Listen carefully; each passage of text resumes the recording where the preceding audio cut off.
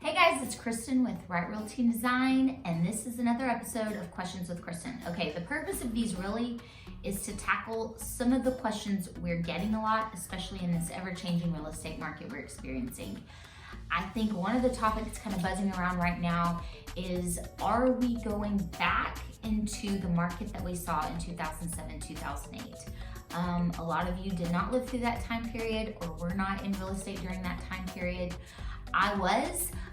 I do remember it, but let me answer a few questions for you just so we can kind of reiterate why we are not, I feel like, going into that type of a market.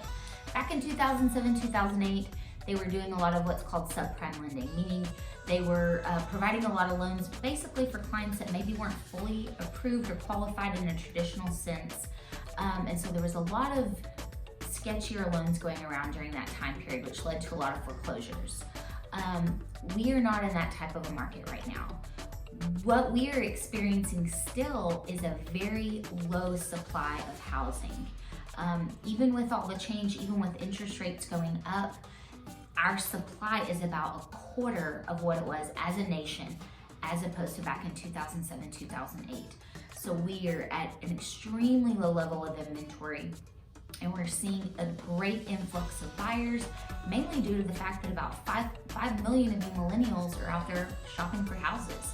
So our market is very different. Even though we've seen some changes with interest rates and fluctuations, and we're not seeing the craziness that was in 2020, 2021, we are not going to go back into what I feel we experienced in 2007, 2008, mainly because we just don't have the inventory for it.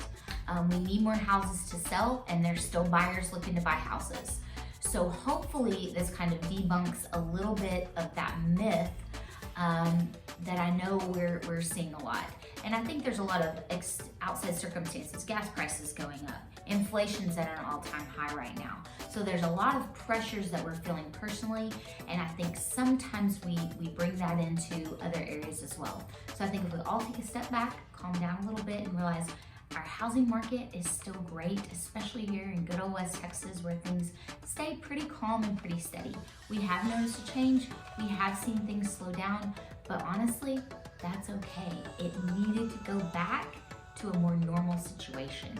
The things of 2020, 2021 got honestly a little out of hand, and we need to correct that a little bit and go back to a more steady, stable housing market. So again, if you have any questions, as always, please feel free to reach out to any of our agents and ask, message me, and we